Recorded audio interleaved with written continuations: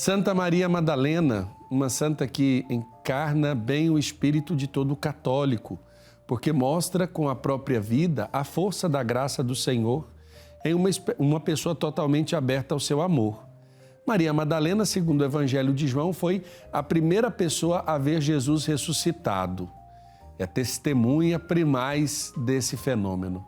E para aprofundarmos sobre a história e a identidade de Maria Madalena, eu tenho a alegria de falar com a Vilma Stigal de Tomaso. Vilma Tomaso, doutora em Ciências da Religião pela PUC São Paulo e escritora do livro Maria Madalena, História, Tradição e Lendas, que já está na praça à disposição dos nossos leitores pela editora Paulus.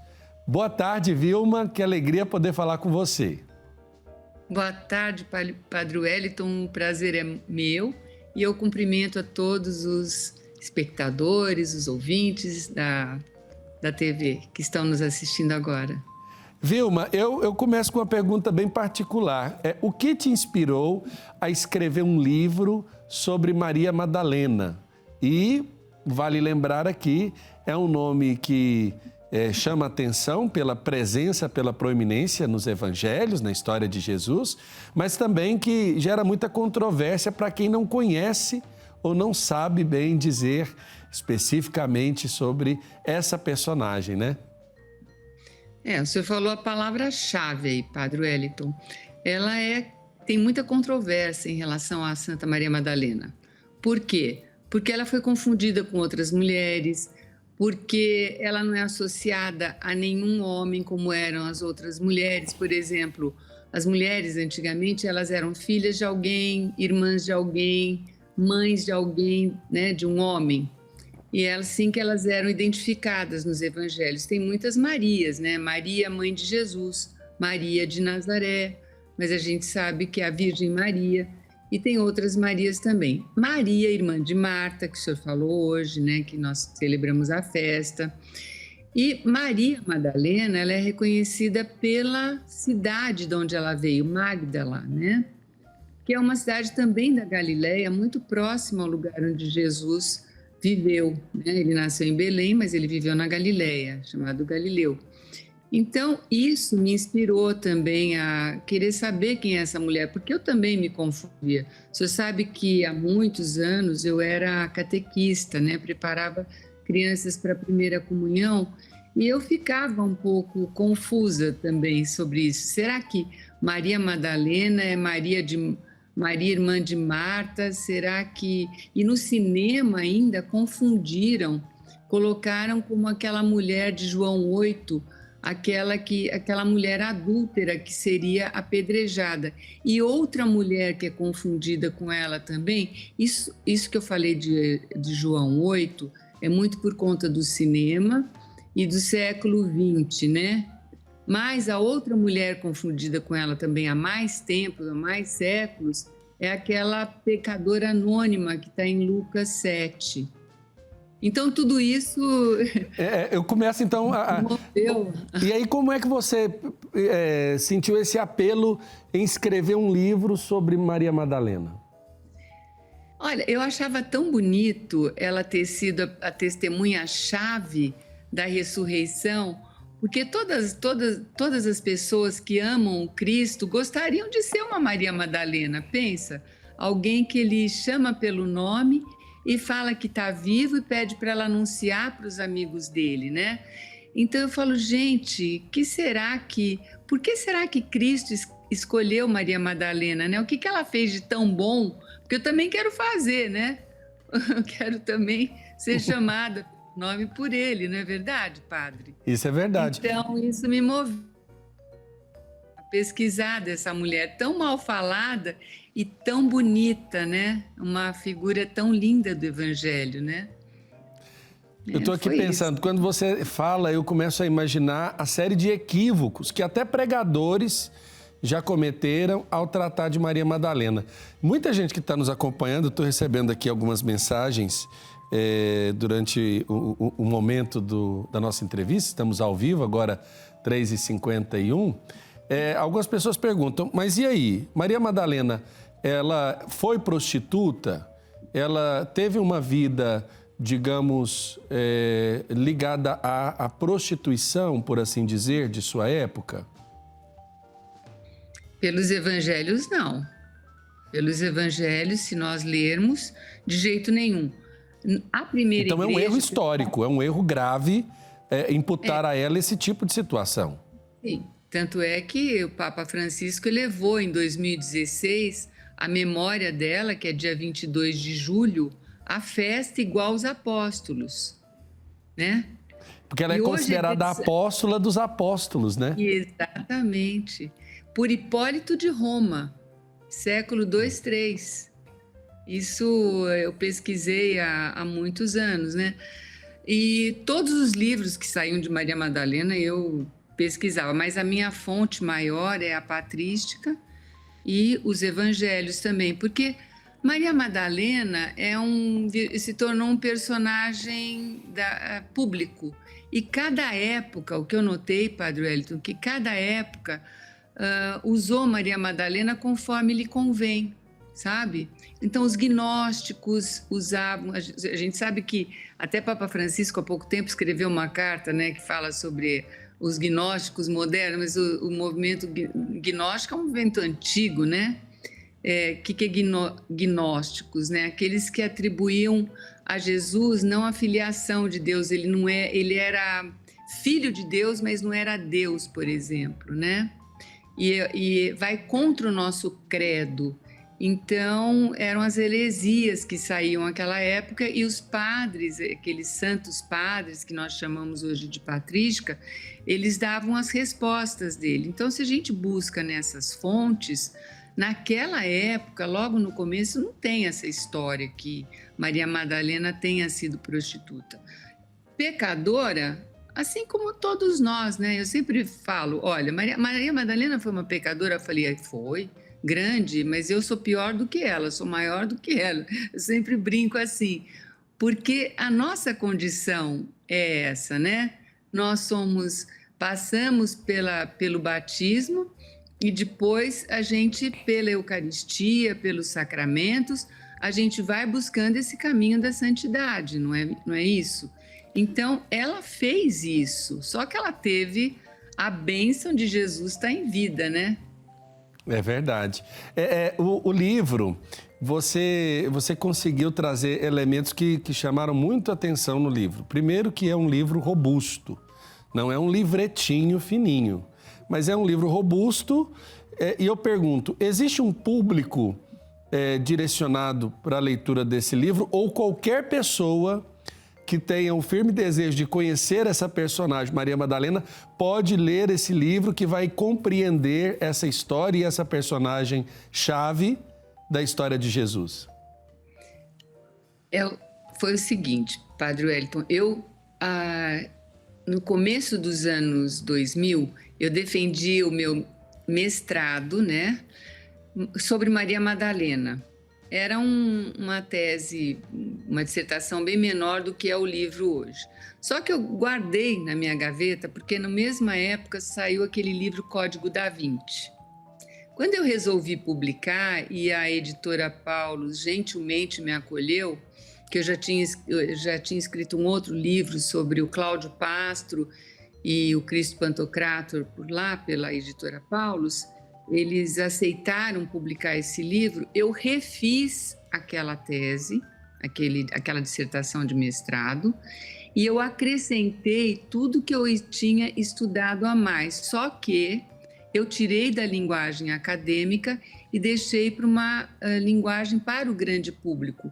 Então, se um estudioso for ler o livro, ele tem todas as referências, as notas. Se ele quiser ir buscar mais, tem os livros, né, onde eu busquei aquele conhecimento, aquela informação sobre Maria Madalena. Agora, eu tenho recebido muitas pessoas, o feedback de muitas pessoas leigas, né, que gostam de vida de santos, que gostam da Santa Maria Madalena, que elas são pessoas comuns e leem e gostam muito. Agora, padres também têm gostado muito, Eu tenho amigos pastores protestantes que leram e se interessaram, gostaram, sabe? Então é o grande público, na verdade, né? Talvez não. Acho que podemos afirmar de modo corajoso. Maria Madalena tem muito ainda a ensinar e a dizer para as mulheres do nosso tempo? Quanto às mulheres, tem sim. Porque uma coisa que às vezes eu fico muito preocupada, sabe? É com essa disputa que acontece hoje em dia, homem e mulher. E Maria Madalena, ela serviu Jesus assim como a Virgem Maria serviu Jesus, né? E a Virgem Maria também, que é a mulher mais importante da Escritura, Nossa Senhora, né? A nossa Theotokos, a mãe de Jesus, virgem e mãe. No primeiro milagre, ela fala: fazei tudo o que eles vos mandar. Que ele, meu filho, né? Faça o que ele manda, que ele é o caminho. Só que agora parece que nós estamos nessa disputa de ninguém querer servir ninguém, nem o homem quer fazer para a mulher, nem a mulher para o homem. Então, lógico que a mulher tem que ser bem tratada, tudo isso, a gente não vai discutir isso aqui agora, porque é claro, né? Mas eu acho que a Maria Madalena é um exemplo de cristã, sabe? Daquele que quer seguir Jesus. Você quer seguir Jesus? Você quer ver Jesus? Você quer que ele te chame pelo nome? Seja homem, seja mulher, siga o exemplo de Maria Madalena. Ela pecou, todos nós pecamos. E Vilma, uma coisa que me chama muita atenção é justamente como você afirmou no início da nossa entrevista, o chamar pelo nome. Porque quando você encontra alguém pela rua, num caminho, em uma viagem, no shopping, eu costumo dizer que chamar a pessoa pelo nome dela é devolver esta pessoa a ela mesma. Ela sabe que eu estou falando para ela.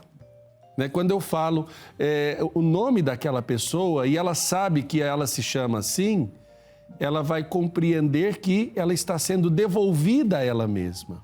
E além disso, existe toda a entonação, existe a força, a forma, o jeito que Jesus chamou ela naquele momento. Não chamou de qualquer jeito.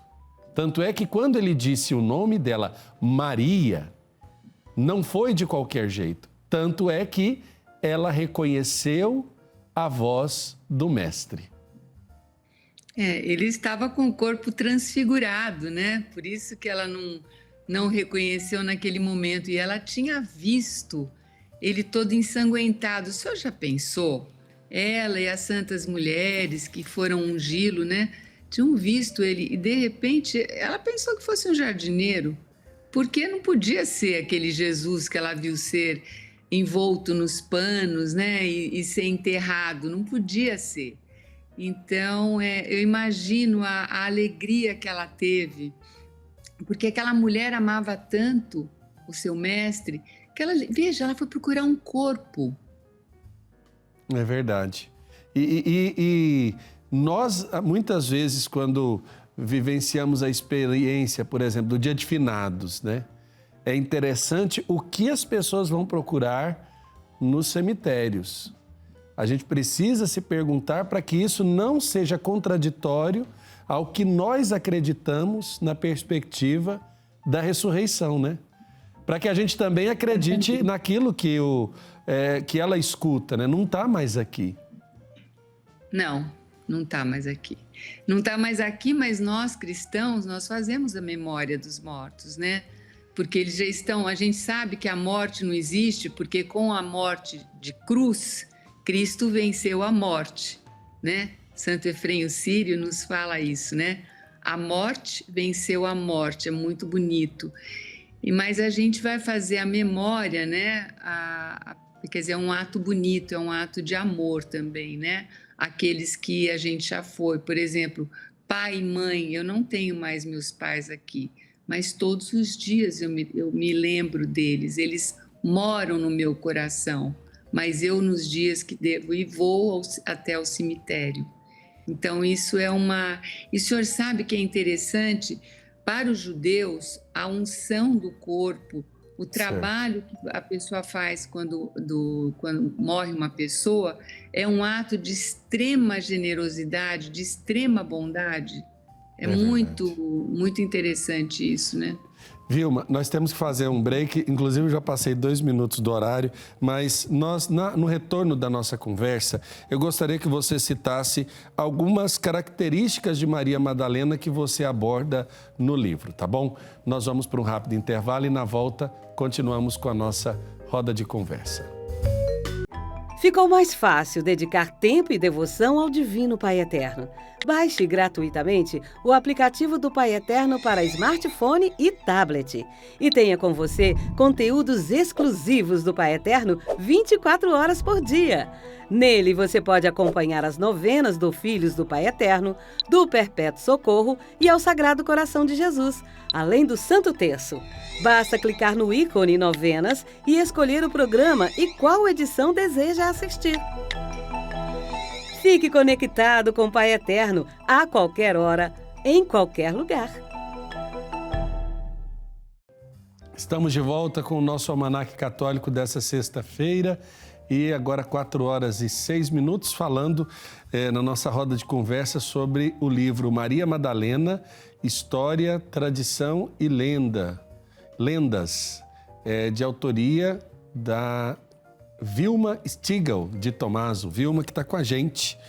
Vilma, quando a gente estava indo para o nosso intervalo, nós empolgamos aqui falando, eu me empolguei falando de Maria Madalena e vendo a quantidade de elementos que você conseguiu reunir nessa pesquisa para oferecer um material robusto para as pessoas. Eu queria que você citasse algumas características de Maria Madalena que você aborda na obra, para que a gente pudesse refrescar nossa memória, né, de quem estamos falando. O senhor percebeu que eu falei sobre Maria Madalena e coloquei na arte, né? E eu tinha falado para o senhor também, padre, que Maria Madalena, a cada época, ela foi apresentada da forma que era conveniente, né? Ou que a forma como eles entendiam. No início, Maria Madalena já foi santa, porque perguntam para mim, Vilma, quando é que Maria Madalena começou a ser santa? Eu falei, bom, a mulher que foi testemunha-chave da ressurreição de Jesus, que foi anunciar para os apóstolos, como é que ela não ia ser santa, né? Se todos os apóstolos que ouviram a mensagem dela, o Cristo ressuscitou, que é o clímax, o máximo do cristianismo, é a festa máxima, é a Páscoa, né? E ela São João Evangelista coloca como testemunha-chave, então ela é santa desde sempre. Os primeiros padres sempre reverenciaram muito, e o povo também, por consequência. Por quê? Porque nós estamos falando do primeiro milênio agora.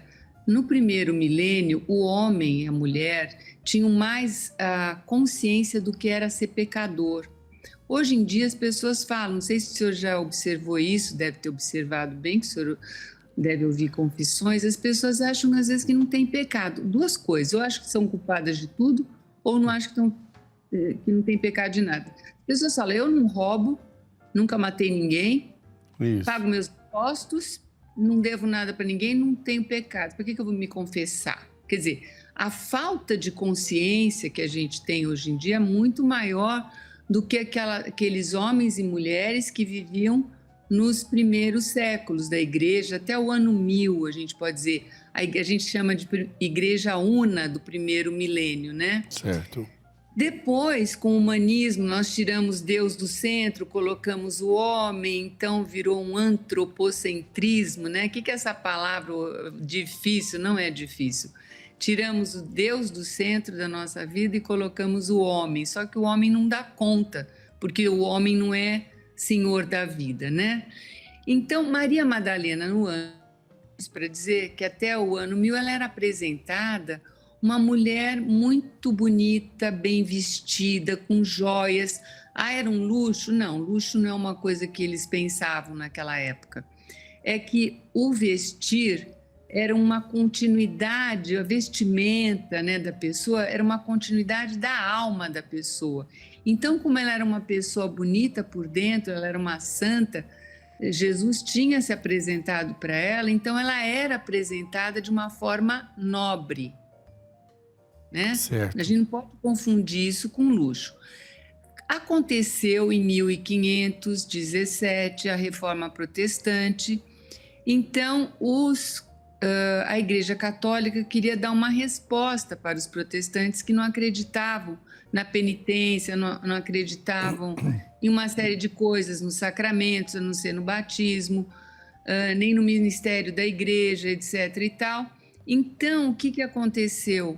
Santa Maria Madalena, porque era muito querida, ela se tornou a santa penitente, porque era o exemplo para as pessoas pedirem perdão, né, e se reconciliarem, se confessarem, enfim. O que aconteceu? Ela não era apresentada cheia de joias? Certo. Então, no Renascimento, eles começam a fazer Maria Madalena se despojando das joias. Tem vários, eu mostro isso no livro, está bem apresentado, tem várias obras de arte. O livro tem muitas figuras também, né, para ajudar o leitor a fazer essa leitura. A pessoa que lê vai fazer pelas imagens ela vai entendendo o que vai acontecendo. Então, ela se despoja, só que tem uma tradição da igreja que diz que ela morreu em Saint-Baume, numa gruta que fica na França, né, na Provence, na França, e que ela ficou durante 30 anos lá só se alimentando nas horas santas da Eucaristia. E os cabelos dela cresceram, ela ficou nua porque as roupas acabaram, né? E ela ficava lá quietinha, sozinha.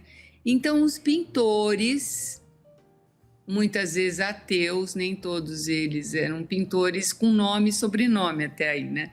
Porque antes, quem fazia arte para a igreja não assinava. A arte era um serviço litúrgico. Então, o que aconteceu? Começaram a fazer Maria Madalena mostrando as pernas, mostrando o colo, mostrando os seios, né? E ela se tornou uma desculpa para a nudez. Veja isso, Padre Wellington. Uma desculpa para a nudez. Olha. Então, todo mundo queria ter uma Santa Maria Madalena, né? Porque é uma mulher, e eu tenho também vários. Tem gente que fala assim, nossa, Vilma, você colocou uma porção de mulheres nuas. Eu falei, não, eram Marias Madalenas retratadas na época por pintores muitas vezes famosos, né? Porque imputam para a igreja muito essa história dela ser prostituta. Para o senhor ter uma ideia, Padre Wellington, no século XIX, chamar alguém de Madalena, uma mulher de era chamar essa mulher de prostituta. Olha o jeito só. que ficaram as coisas. Isso não foi da igreja. Inclusive, havia uma punição na Irlanda das Laundries Madaleines, né, que era das lavanderias madalenas, que eram mulheres que eram mães solteiras ou mulheres que vinham de situação de prostituição e que eram punidas pelo Estado em lavanderias, trabalhos compulsórios, né? Chamavam lavanderias madalenas. Agora, e a gente fica pensando, né? Até 1950, 60, para falar da nossa igreja, né? A igreja era o sistema de saúde do Brasil, né?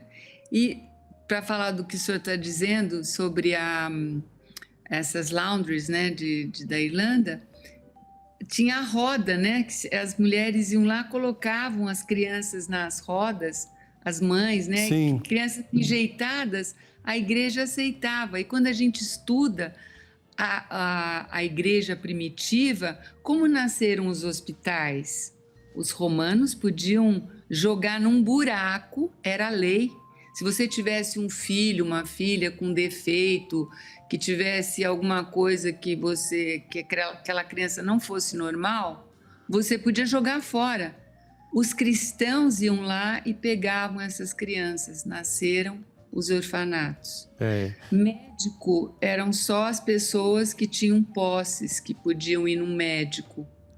Os primeiros hospitais foram freiras, padres, cristãos, leigos, cristãos que cuidavam dos pobres que não podiam pagar médicos. Então, a gente precisa conhecer essa parte da história que não ficou muito bem, não é muito bem dada, né? As pessoas não aprendem na escola de jeito nenhum e não sabem. Olha, Vilma, eu estou curioso com o livro, quero, de fato, depois ter a oportunidade de ler, procurar conhecer mais. Quem está em casa e deseja ter acesso a esse livro, a essa obra, né? Fala para as pessoas como elas podem encontrar o livro e até mesmo, por que não, lhe dar um feedback do que acharam da obra, né? Das leituras que estão fazendo. Olha, eu vou ficar muito contente se isso acontecer, viu? Eu tenho um Instagram, Beleza da Arte Sacra, e um Facebook também, A Beleza da Arte Sacra. Pode entrar lá, falar comigo. Tenho um site, Vilma Tomaso, né? Vilma com W, Tomaso com 2 M's, A-S-O. Também tem muita coisa lá. E os livros, mais importante, os livros. Quer dizer, o livro da Madalena eu tenho um outro também, mas vamos falar da Madalena. Nas livrarias Paulus, a Paulus tem um site maravilhoso, você pode comprar, a pessoa pode comprar o livro por lá e recebe em casa, né? Então, e tem outras livrarias, aqui em São Paulo eu tenho encontrado em livrarias grandes também, a Livraria Cultura, se não me engano tem, a Livraria Saraiva, eu já vi em algumas livrarias, até fico contente, né? Livraria da Vila tem também. Então mas eu acho que mais seguro é a Paulus, com certeza, o site e as livrarias Paulus. Uma coisa também, agora tem também o e-book, que pode ser adquirido também. E isso tudo pela internet, as pessoas procurando Maria Madalena, História, Tradição e Lendas, né? Sim. Vão encontrar o link aí. Olha, para quem está nos acompanhando na TV, a capa do livro tem uma obra belíssima do padre Marco Ivan Rupinick, que valoriza muito o olhar, né? Os desenhos do padre Rupinick valorizam muito o olhar e trazem a figura de Maria Madalena com a qual você abre essa bonita obra.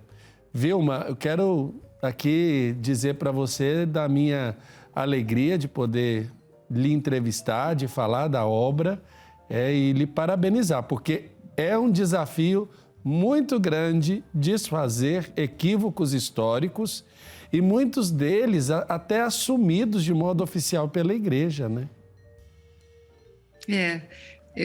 Foi um trabalho exaustivo que eu fiz com muita alegria, mas eu gostei do resultado porque eu acho que tem esclarecido as pessoas, né? Isso é muito bom. E uma alegria também estar aqui com o senhor. O dia que o senhor quiser, eu venho falar aqui do Pantocrator. Eu quero sim. Que fala do Cláudio Pastro. Vou mandar para o senhor o livro. E é um livro sobre a história da arte sacra, desde as catacumbas até agora. Ai, que beleza. Vilma, parabéns, muito obrigado. É muito bom conversar com você, trazendo elementos da patrística. Eu vi que você se debruçou sobre obras muito importantes que as pessoas precisam retornar para poder entender. E às vezes a gente fica na superficialidade dos diálogos. Quando a gente encontra esse poço de profundidade com essa água viva e pura, a gente fica de fato saciado e com vontade de se abastecer ainda mais dessa sabedoria. Parabéns, que Santa Maria Madalena possa rogar por você. E eu queria te fazer uma pergunta. Você já enviou esse livro para o Papa Francisco? Não. Eu queria lhe sugerir, envie esse livro ao Papa Francisco. Sabe por quê? Porque o Papa, ele buscou, através da recolocação dessa festa, desfazer uma série de equívocos. Acredito que o Santo Padre ficaria muito feliz em ter acesso à sua obra, viu? Vou mandar. E depois você me conta. Mando sim. Tá bom? Muito obrigada, eu vou ficar muito honrada se ele pegar o livro na mão. Ah, pode ter certeza, viu? O Papa é muito sensível a esses pequenos gestos. Vilma, forte abraço. Tudo de bom para você. Eu também, para todos. Muito obrigada, um prazer. Prazer é todo nosso.